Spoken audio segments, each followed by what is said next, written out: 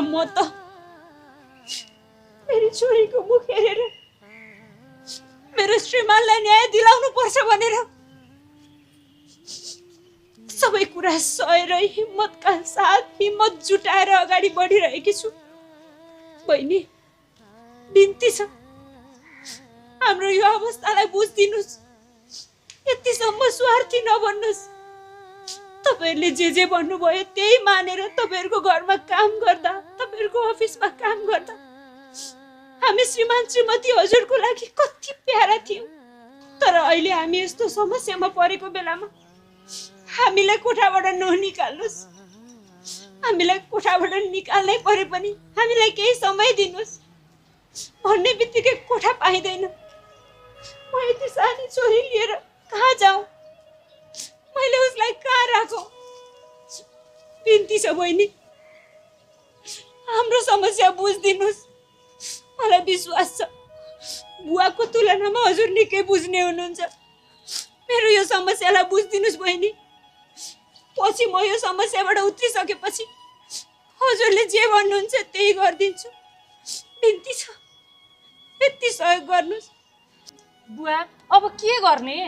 मलाई अरू कुरा केही पनि थाहा छैन। हेर छोरी, यसलाई तैँले जगल्ट्याएर निकालिहाल। म यसको अनुहार एकछिन पनि हेर्न सक्दिनँ। भाउजू, बुवाको कुरा सुनिहाल्नु भयो। मेरो बुवाको रिस कडा छ। माया गर्दा ज्यान दिएको थाहा पाउनुहुन्न, रिस उठेपछि ज्यान लिएको पनि थाहा पाउनुहुन्न। चुपचाप तपाईँ यहाँबाट गइहाल्नुहोस् त। बुवा हिँड्नुहोस् भित्र, यहाँबाट गइहाल्नुहोस् भनेको। लाइने ढोका, लाइने। अब मैले जगल्ट्याएर पठाइदिएँ भन्दाखेरि के रिनुहोस्? मुखले जाने मात्र भनिस्। मलाई त जालन जस्तो लागेको छैन तिनीहरू। ए जान्छन् बुवा, जान्छन्। यत्रो भनेपछि जाँदैनन् त। चुप लाग्नु न, छिमेकीले के भन्छन्? हेर्नुलाई नि मैले भने मिल्दो रहेछ कि मैले भने मिल्दो?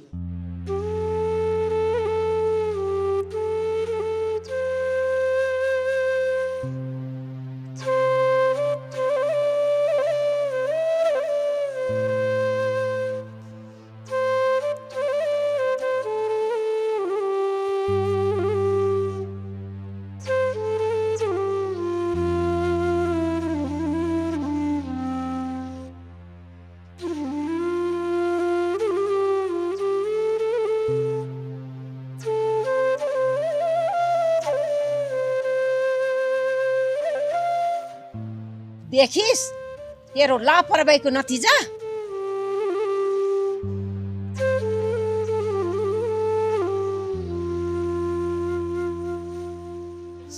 आमा, मैले